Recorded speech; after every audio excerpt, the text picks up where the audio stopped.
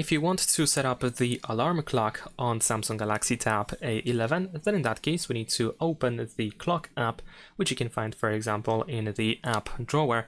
Now over here at the bottom you're gonna switch to alarm. You should be able to find one alarm that is pre-made for you, which you can easily customize just by tapping on it over here. So you can set up the time over here. We can choose days of the week on which the alarm should go off.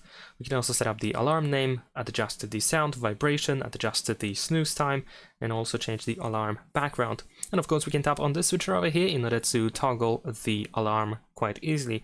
But if you want to create more alarms, then you can press on this plus button over here on the right side, and there we go, we can find exactly the same setup. If you want to remove an alarm, then of course you should be able to do that quite easily, for example by pressing and holding your finger on the alarm, and then we can choose to delete. And there we go, that's pretty much it. Thanks for watching, leave a like and subscribe.